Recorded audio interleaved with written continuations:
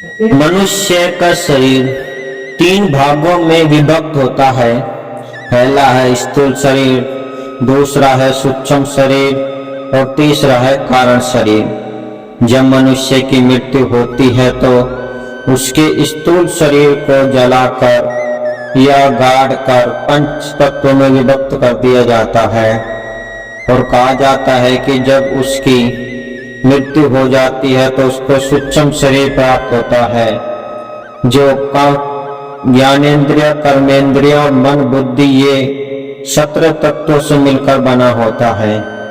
कहा जाता है कि यह सूक्ष्म शरीर परलोक में यात्रा करने के लिए बनाया गया है।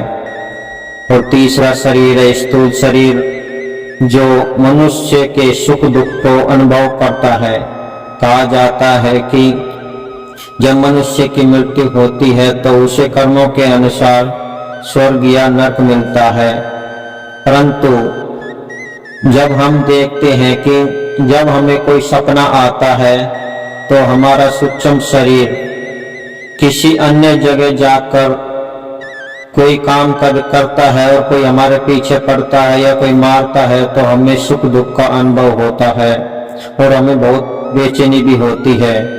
कभी कभी तो स्थूल शरीर में पसीने आने लगते हैं, क्योंकि सूक्ष्म शरीर के साथ कुछ ऐसी घटनाएं हो जाती हैं। इसी प्रकार मरने के बाद होता है। मनुष्य की आत्मा बहुत तड़पती है और बहुत रोती है, परंतु वह कुछ नहीं कर पाती है।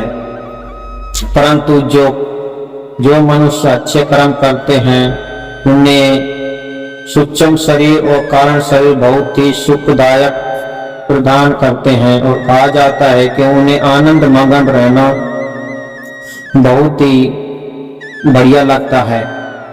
परंतु जब मनुष्य के कर्म बुरे होते हैं तो उन्हें नरक में डाला जाता है, जिसके कारण उनके कारण शरीर को बहुत ही यातनाओं के साथ दंड दिया जाता है। कभी उसे अग्नि में जलाया जाता है, कभी सुओं से उसे परोया जाता है, कभी उबलते हुए तेल में उसे उबाला जाता है, कभी लाव में पटका जाता है तो कभी कभी जहरीले जानवर, बिच्छू और बड़े बड़े नोच वाले पक्षियों के सामने डाला जाता है।